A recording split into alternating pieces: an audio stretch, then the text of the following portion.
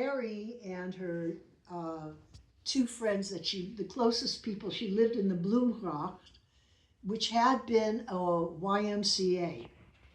And it was 5 stories high. It was on a beautiful canal, and everybody had one story. And they met together in the basement to eat together, I think twice a week. It was all women. But Mary was the only lesbian. And these were her really core friends that weren't playing these status games with her, you know, like the Dykes were. And so I had just recently moved there, and Mary was going on a skiing vacation in the Italian Alps with Siska and Betty, who were her best friends. And so she invited me to go with her, and I had no money at all, so she totally paid for me to be part of this trip. And it turned out on this trip that Siska and Betty had an agenda to convince Mary that she was heterosexual because she was so pretty.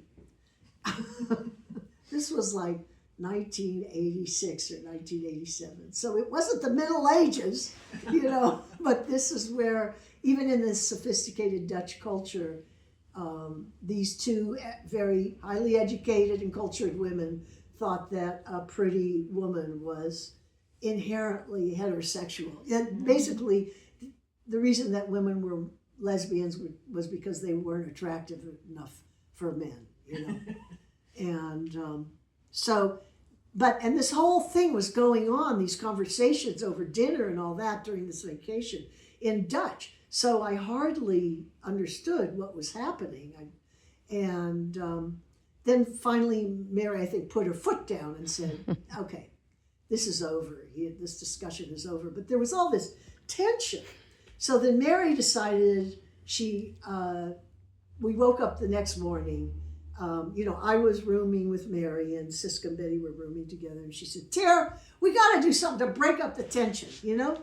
So Mary put on a very unusual outfit. I think it was her bathing suit and her ski goggles and some kind of helmet. She made this whole thing. She looked like an alien from another planet.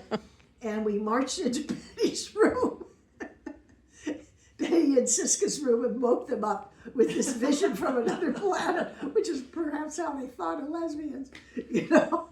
And it really did just swept all that tension out the door, you know?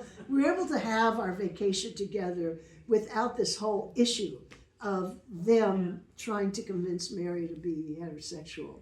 So I do have a photo somewhere of Mary in this amazing outfit that she created. I came across one too in a suitcase. So okay. I've got to put all those together.